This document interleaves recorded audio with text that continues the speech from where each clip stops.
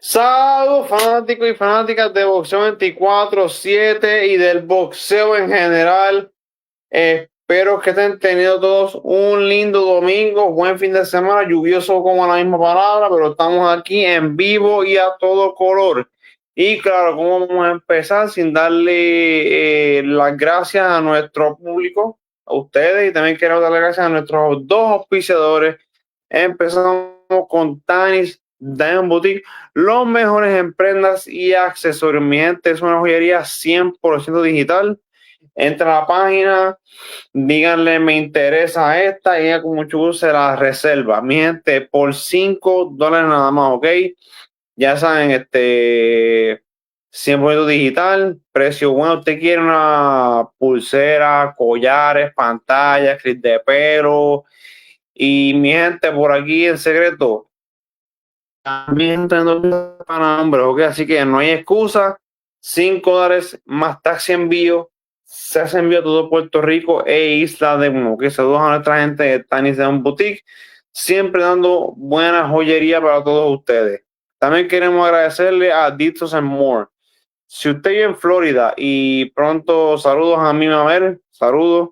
Si usted quiere si usted tiene un evento, explíquese boda, aniversario, quinceañero o algún evento de esa índole, lo quiere bien hecho y vive en Florida, se encuentra con Ditos and More, de suerte con Ditos and More. Son los mejores en todo Florida en hacer eventos bien hechos, boda, quinceañero, aniversario, bar mitzvah, lo que usted quiera, Ditos and More, nadie más hace un momento así de bueno en el área de Florida. Y también hacen canastas y dejar para todo tipo de ocasión. Ya saben, mi gente. Bueno, eh, como ya dije anteriormente en la página, tenemos aquí en vivo de todo color a Girl Power. Tenemos aquí a Shamara Santiago. How you doing, Shamara? Hi, I'm doing well. Good. First of all, want to thank you for saying yes and committing to us to be on the show. I actually appreciate it. We appreciate it, actually. Yeah. We want to thank you for saying yes and committing to your word. Of course, I couldn't miss the opportunity, and I'm definitely excited to be on the show. Okay, ma'am. So, I'm going to ask you the same question we do to every single of our guests. At what age and how did you fall in love with boxing? Oh man, so I my love of boxing came at 14. My love of fighting came a lot earlier though. I didn't get into boxing. I didn't get into boxing until I was about 14. From there I was kind of in and out. I was like, yeah, I like it, but I still dabble a little in the street, like fighting outside, stuff like that. But I really committed to it after my teens, honestly. Like after I had my son, that was when I kind of dove full force in. Yeah, there was it's a very good opportunity to make some money. It's a rough sport, but at the same time you can win a lot of fights and make some money. Actually, when we have family, we gotta do whatever it takes to support our family. Absolutely. I'll So say it doesn't really it doesn't come with much money, but it comes with fun. I enjoy it. yeah, well, that might be changed. We're kind of a difference maker. We around here. We want to open ourselves to more girl power women because when women boxing is way more funner and way more brave than guys boxing. To be honest, it's a shame, but it's what's happening. So I cannot just say the opposite. So Shamara, tell us a little bit about your career and your amateur boxing. My career as a pro and my career as an amateur or both. Amateur, first and Okay. amateur. So my career as an amateur really started once I hit elite boxing, and that was over in Oviedo. Dorian Beaupierre, he's actually a Hall of Famer out in New Jersey. So he was my coach. He was a professional fighter. Back in the day, he was a great fighter. Learned a lot from him. So my amateur career started really with him. Um, Man, when I say we went to all the events, back when I was amateur, it's not kind of it wasn't that long ago, but it was long enough to where there wasn't as many girls as there are within the past few years, like the past three years, really. So for us, when we started boxing, it wasn't a huge inventory of girls, but we were traveling. I mean, we traveled to Ohio. We went to the Atlanta Classic. We went to California. So we did nationals. I was a semifinalist with Whitney Gomez. I still believe I won that fight, but we're gonna leave that one alone. Um, and it was a great experience. I got to meet so many people. I've had over 33 amateur fights. Big shout out to Undisputed Promotion because they were a huge part of my amateur career out here in Orlando with Anthony. He put a big stage for us amateur boxers. So my amateur career was a lot of fun. I'll say that. It was fun. It was meeting people. It was learning a lot more technique and skills and things like that. Okay, so nice. You fight in the amateurs. I think it was Kiria Tapia, Yes, that and was, yeah. she's a very popular boxer from Puerto Rico, my hometown. Absolutely. How was that fight for her for you fighting Kiria Tapia over there? It was a great experience. We actually fought twice. Our second fight, we thought we won. I would definitely love to see her again as a pro on a pro level. I think that would be a great matchup. You know, when we're a little bit further in our careers, like revenge of Miss Woods, now Miss Santiago, because we definitely felt we had the skills to beat her. But she was a great person to be in the ring with and learn from. So I had a great opportunity to fight her, and it was a great fight. It was exciting and it was fun. Again, amateurs was fun. Okay, we'll touch that subject a little bit more later in the video as well. Also wanna we wanna explore who is Shamara Woods now Santiago while we continue on the interview. So that's what the interview is about. But we'll touch that subject later. So how was your offer? How was the approach for Shamara Woods to change from amateur to professional? That was actually a big transition for me. So going from amateurs to pro actually was not planned. So I was originally with Elite Boxing. We actually separated for my amateur career due to personal things. Coaches, fighters fall out. So then I actually wasn't in boxing. I actually took about a year off because COVID hit. So right when COVID hit, the few months before, we were planning to go to Vegas. We were gonna do another amateur fight, and then we were thinking, okay, maybe we'll eventually go pro. But it wasn't on my mind. After COVID, I had actually gained weight. So as a fighter, we love to eat.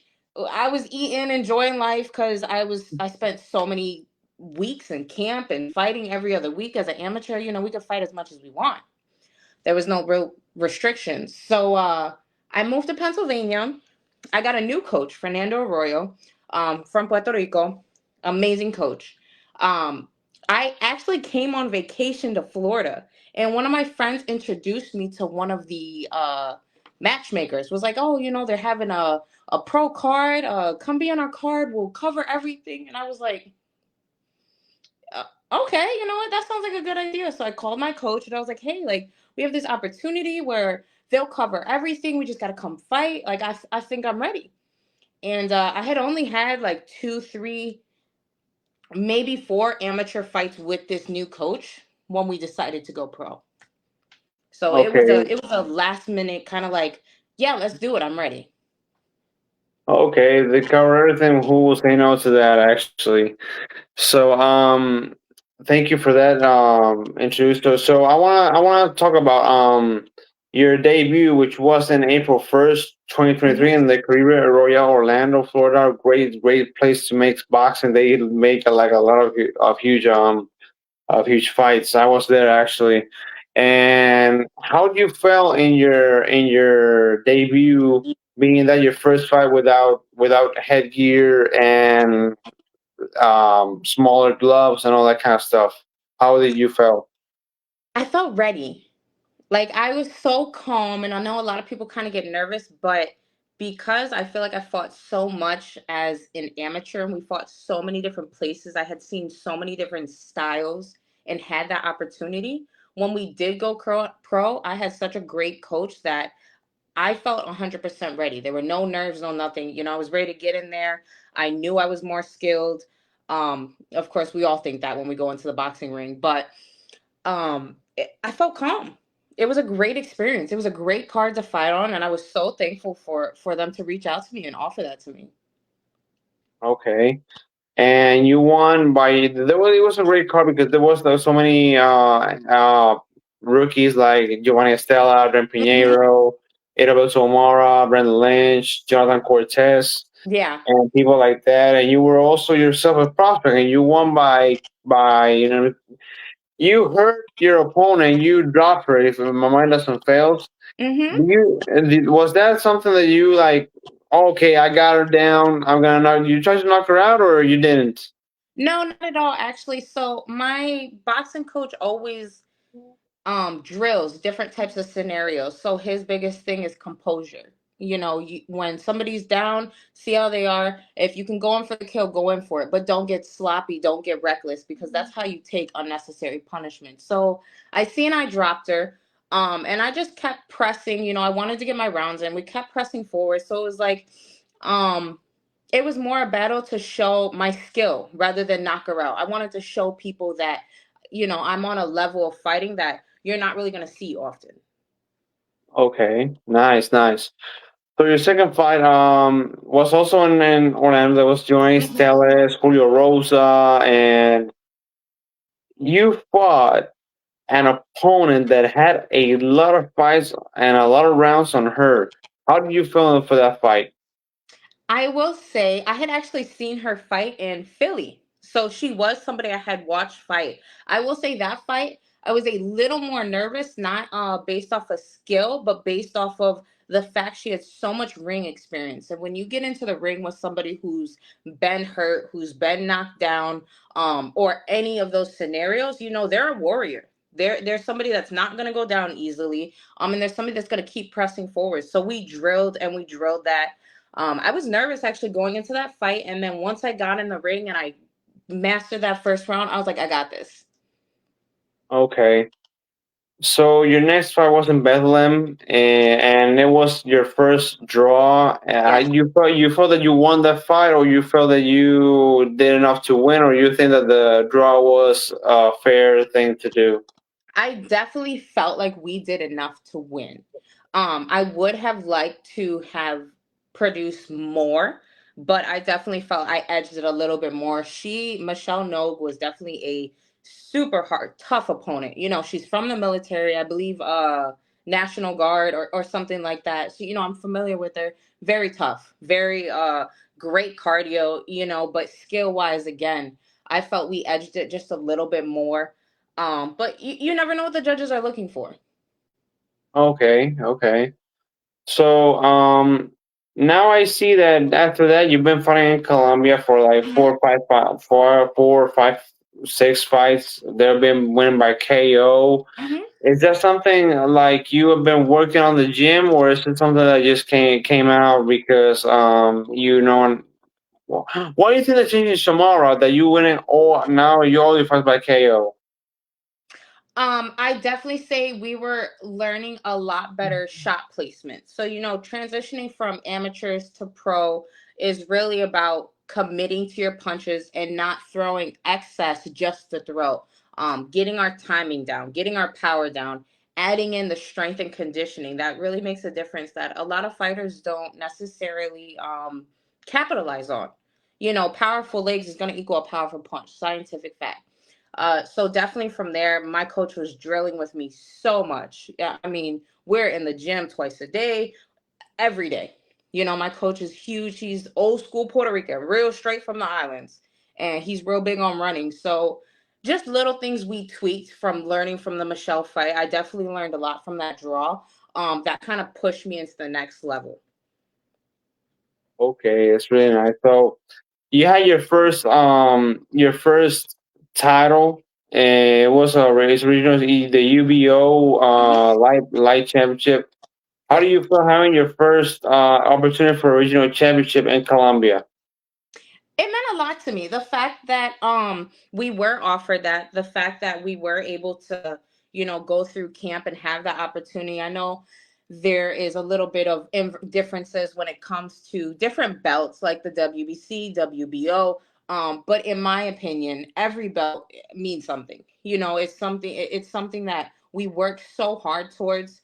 Um, we did it in Colombia because when you go out the country, it is a little bit cheaper than fighting in the States. As of right now, the girls are still not being paid what they're worth. I've been offered $1,000 for 6 rounds, and I've like, who's fighting for that? As a woman, we don't get as respected as the men. So sometimes we do have to travel out the country to be able to make these fights happen. $1,000. Nobody in the world, not even a rookie, fight for $1,000. I guess too little. And for a woman that are giving us so many great fights, like my hometown girl, also Amanda Serrano, and people like that, they're giving us so many good fights. And right now, I gotta thank Jake Paul, which he's a influencer that's paying $1 million to every single woman that fights with him, and $2 million. So I really appreciate that, not only Jake Paul, but every single promoter offer more than $1,000 to the girls because they gave us so many good fights. I mean, Yeah. you guys are hungry, and you're a woman, you're a mother, you're a wife, so you got, and a boxer as well. It ain't no easy task around here. Absolutely. I know there's a big it's starting to close a little bit. That gap is attempting to close, but there still is a major difference in what women get paid.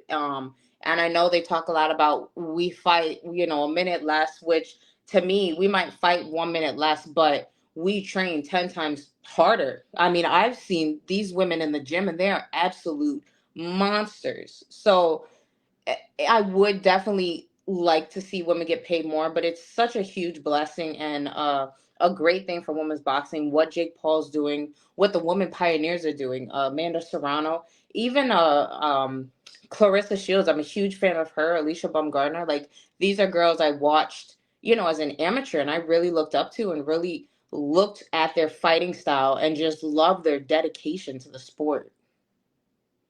You said something that makes me. I always respected you, but I respect you more now.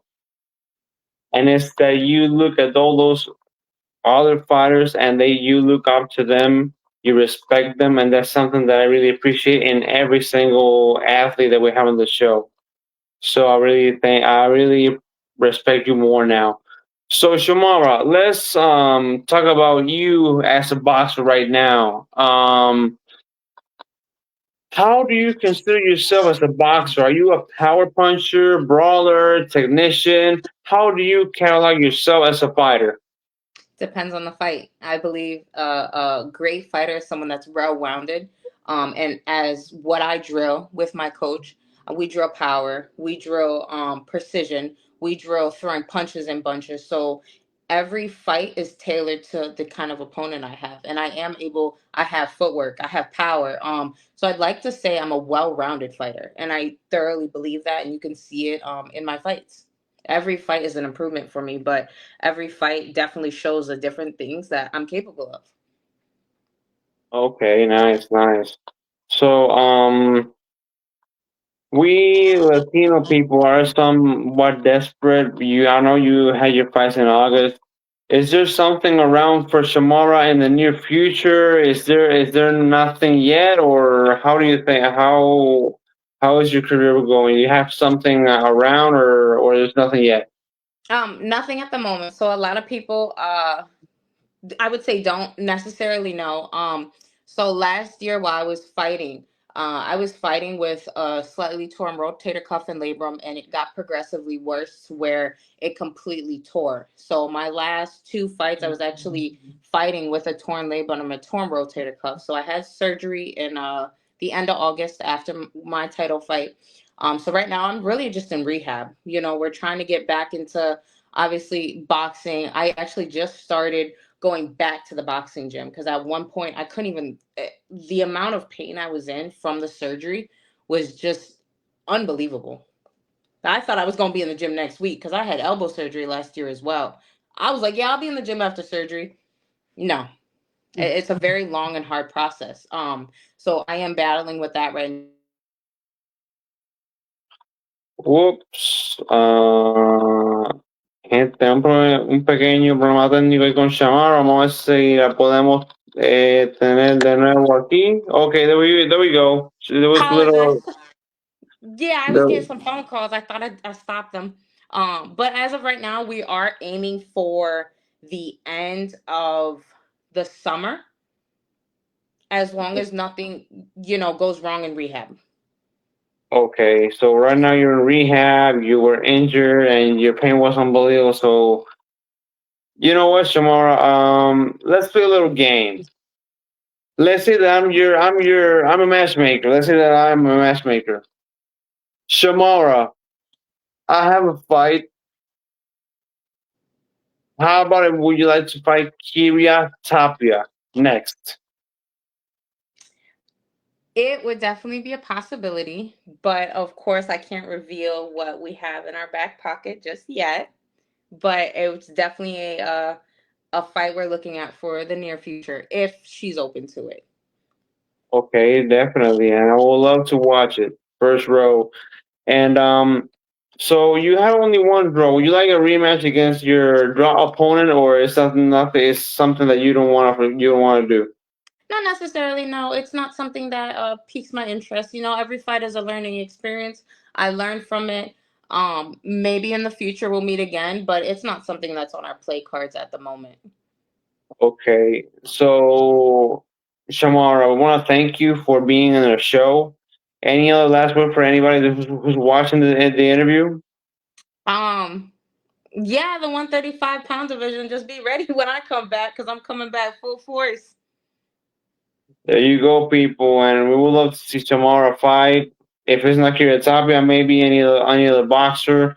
Whenever you have another fight, you want to talk about it, and just hit us up. We will be open. This is Boxo 24/7 is your house, is your home now.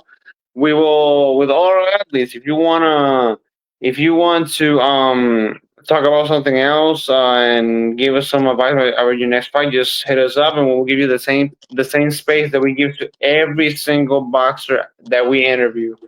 Absolutely, and thank you so much. Girl power, woman power, whatever power it is, as long as it's really real boxing. Thank you so much. Well, thank you, Miss Woods. Mi gente, Shamara Woods, let's support her. She's a woman and she's giving up everything for boxing. Okay, guys, let's support her. Thank you. Have a good night.